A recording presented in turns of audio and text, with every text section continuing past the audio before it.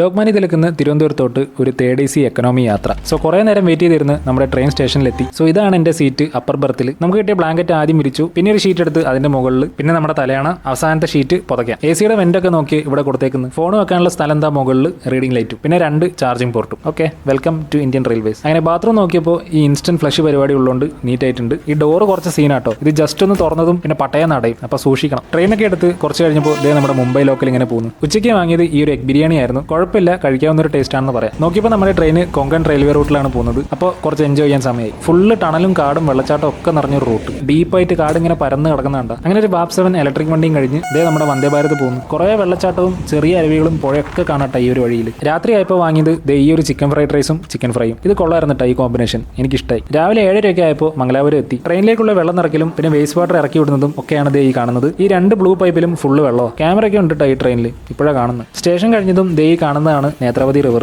അങ്ങനെ അറ്റത്ത് ഈ പുഴ കടലായിട്ട് മിക്സ് ചെയ്യുന്നത് കണ്ട. സ്റ്റേഷൻ തന്നെ രാവിലെ കഴിക്കാൻ വാങ്ങിയത് പൊറോട്ടയും മുട്ടക്കറിയായിരുന്നു. കുഴപ്പമില്ലാത്ത ടേസ്റ്റ് ആയിരുന്നു. ഒരു 10 മണിക്കൊക്കെ കണ്ണൂർ എത്തിയപ്പോൾ ഒരു ബ്രൗണി വാങ്ങി കഴിച്ച് 11:30 ആയപ്പോൾ നമ്മുടെ കോഴിക്കോട് എത്തി ഒരു ഉള്ളിവടയും കാപ്പിയും. ഇതിന്റെ ചാർജിങ് പോർട്ടൊക്കെ ഇങ്ങനെയാട്ടാ, വല്ലാത്ത കഷ്ടമാണ് എല്ലാ പോർട്ടും. കൊച്ചിയൊക്കെ കുറേ നേരം പിടിച്ചിട്ട് ലാസ്റ്റ് 10:30 ആയപ്പോൾ നമ്മുടെ ട്രിവാൻഡ്രം സെൻട്രൽ എത്തി. സോ അത്യാവശ്യം നല്ലൊരു യാത്രയായിരുന്നു ഇത്. അപ്പോൾ അടുത്തൊരു സ്റ്റോറിയിൽ കാണാം.